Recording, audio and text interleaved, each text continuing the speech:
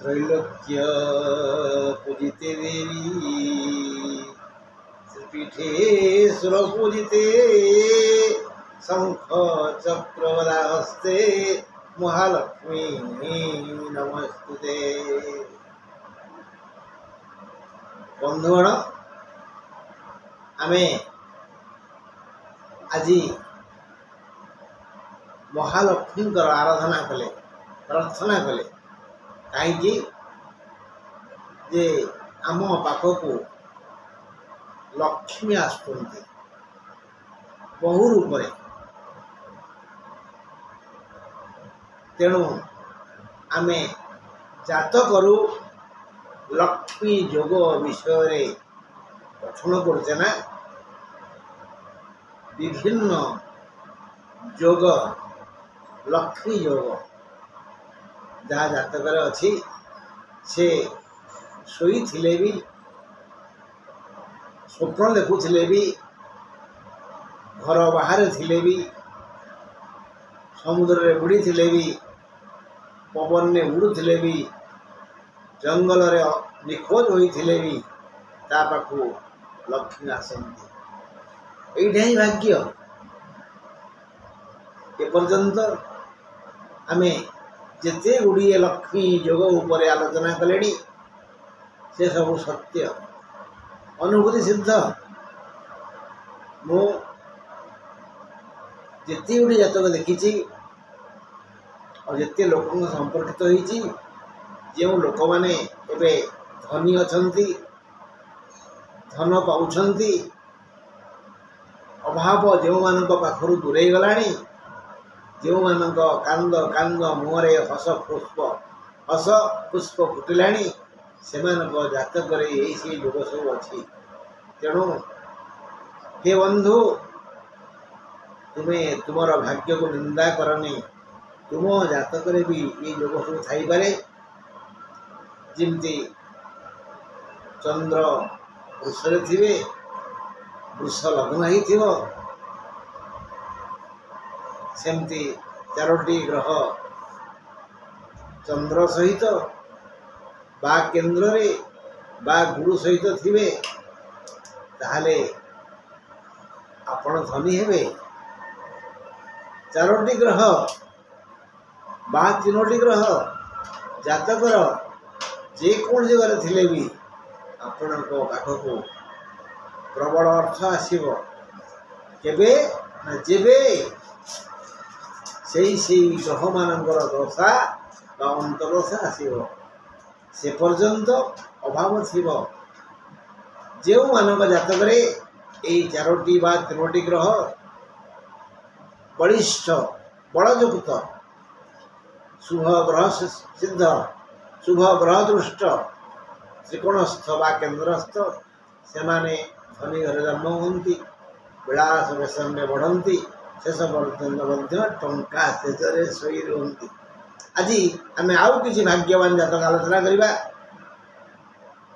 चंद्र रवि मंगल चंद्र रवि मंगल जातकर जो 12टी घर अच्छी से घरे ये मान थे केमती कौन थे जे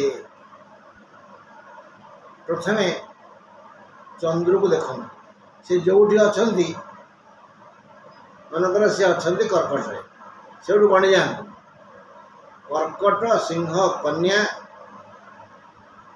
3 है तुला बिछा 5 कर्कट रु बिछा कर्कट सिंह कन्या तुला बिछा सेठी मनकर रवि बन जा 5 बिछा धनु मकर कुंभ मीन से मंगल मंगल गणी आसवा माने मीन मेष वृष मिथुन कर्कट 5 जो 5 कहते पंच क्रीड़ा योग माने ये जो चंद्र रवि मंगल पंच क्रीड़ा खेलुंट ये भाव जातक था परस्पर ठारू 5 बा परस्पर ठारू 9 यही चंद्र मंगल और रवि यही तीनोटी ग्रह जदि परस्पर ठारू 5 बा 9 रे थांती ताहले व्यक्ति दीर्घायु हुए, विद्वान हुए, धनी हुए, बलवान हुए, विशेषकर विवेकी हुए। जार विवेक नहीं तार ज्ञान काम दिएनी, जार ज्ञान नहीं ता धन काम दिएनी, जार धन नहीं ता जीवन काम दिएनी, जार जीवन नहीं निर्जीव गुण पथर मुंडा गुण बुझले तो। अब कहते त्रिनाथ योग चंद्र रवि मंगल गोटे गोटे नाथ गोटे गोटे मालिक गोटे गोटे प्रभु गोटे गोटे ग्रह एमाने दबा भाव नहीं एमती थांती परस्पर ठारू 5 बा 9 रे थांती। अच्छा सांग 5 और 9 कहीं कहली ना जातक यही 2 घर को पंचम और नवम स्थान को कोण कुआ जाए। पंचम और नवम स्थान को कोण कुआ जाए। यही ग्रह माने ये त्रिग्रह यदि परस्पर ठारू परस्पर कोणे रहती आउ भूल करें नहीं। काली आउे पचारि कोण कौन जातक कोण कौटा काली कहते केन्द्र कौटा लग्न चतुर्थ सप्तम दशम 4टा केन्द्र आजीवन रखु पंचम नवम हेले कोण।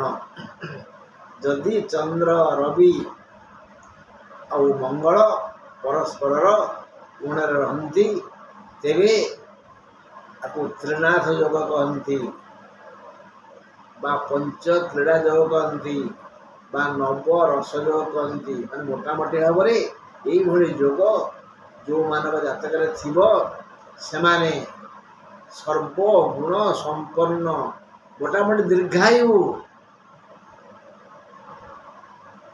जीवन थिले सिना जीविका अच्छी जीविका थिले सिना सुख अच्छी सुख थिले सिना जीवन महत्व बुझा। जीवन महत्व किए बुझे विवेकी बुझले तो। आउ जदि पारिबा यदि धैर्य अच्छी विश्वास अच्छी श्रद्धा अच्छी आग्रह अच्छी तेबे महालक्ष्मी को पूजा करिबा।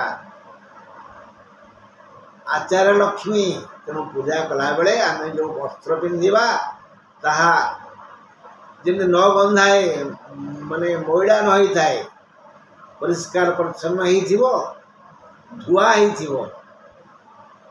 धुआ वस्त्र नुआ वस्त्र नुह नुआ वस्त्र है धोब धुआ वस्त्र पिंधि गोटे मंत्र आज कहूँ से मंत्र को सर्वनिम्न 10 थर अधिक हेले भल। आर्द्रांग पुष्करिणी पुष्टिं पिंगलांग पद्मधारिणी चंद्रांग किरणमयी लक्ष्मी जात वेदो मावह। आर्द्रांग पुष्करिणी पुष्टिं पिंगलांग पद्मधारिणी चंद्रांग किरणमयी लक्ष्मी जात वेदो महावह। बंधु आज जो जोगटी कहली भाग्यवान से व्यक्ति जहाँ जातक योग थाए आम देखा आम जातक अच्छी कि नहीं यदि अच्छी आम भाग्यवान ना कौन। नमस्कार।